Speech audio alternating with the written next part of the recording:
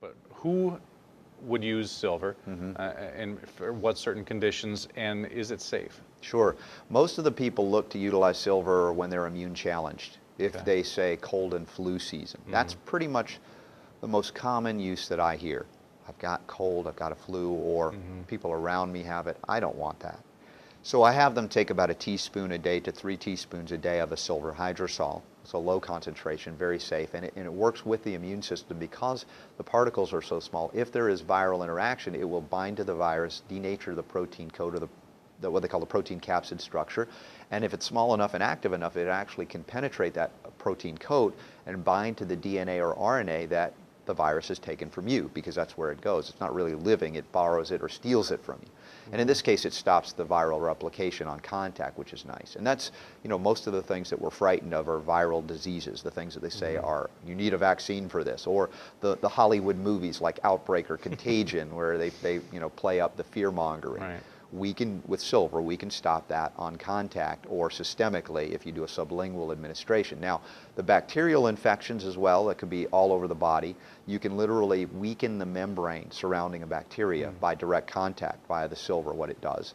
If you have, let's say you had a bacterial infection in the eye, and you delivered the hydrosol right into the eye, it might sting a little, whereas this eye wasn't infected. It would feel good, the same stuff, and one eye would feel great and this eye would sting. Why?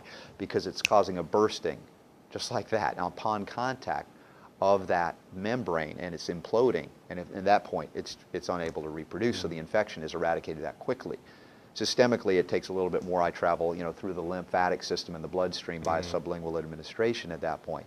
And if a fungal species is there, like Candida albicans or yeast, it has a similar interaction of weakening the membrane surrounding it, going in to bind to the DNA of the mitochondria and stopping the bacterial and fungal reproduction processes. But even if it doesn't outright kill the bad guys, so to speak, it also facilitates white blood cell function. Okay. It enhances the targeting potential of the white blood cell. That's known as the opsonic index.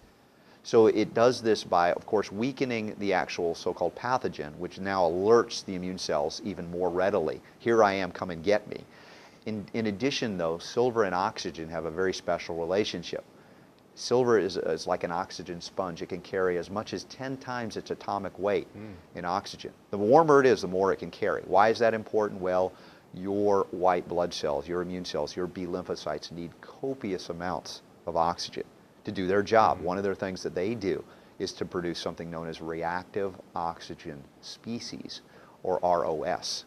ROS is what the immune system uses to basically disrupt, suffocate the metabolic respiratory pathways of these lower life forms that don't have an antioxidant potential. They don't have onboard antioxidant protection or defenses like our mammalian cells have. So the safety issue, we are not harming our mammalian cells by the introduction of this form of silver, whereas the lower life forms cannot withstand the presence. They can't develop a defense around it. That's why there is no resistance, like we talk about antibiotic resistance, hasn't developed for silver. However, if you utilize other species or forms of silver, like when people talk of species, they think of cats maybe. All right, you have a tabby cat you can pet and purrs. It's very nice, right? But you have a Siberian tiger in the wild that can eat you with one bite. They're both cats, but they're radically different species of cats, so their properties are going to differ.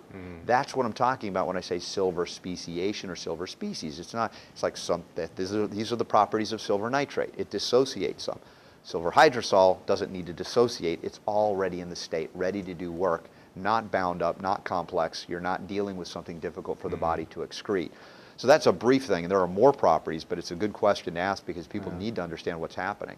Is it something good to take on a everyday basis? Is there more benefit there, or do people more often just take it when there's a certain condition that has arisen? Those that are healthy and not immunocompromised may not need it per se. Okay. Some people, when they realize the benefit of silver and the fact that it is a naturally occurring trace element, we don't need gram dosages, we're talking micrograms, and it's coming in through a lot of sources anyway. But if you want it in that pure state, oxygenate your cells, etc., you could take a teaspoon a day as a prophylaxis, if you will. Okay. However, for people that are concerned about cold and flu season, I always say, hey, don't wait. Take a teaspoon 3 times a day through your winter months when you know you're going to be exposed. You're indoor a lot of people are getting sick. Not so much because the virus is causing it, but because they're disrupting their gastrointestinal integrity due to eating lots of refined foods and candies and sweets excessively onward from Halloween to Thanksgiving to the Christmas season.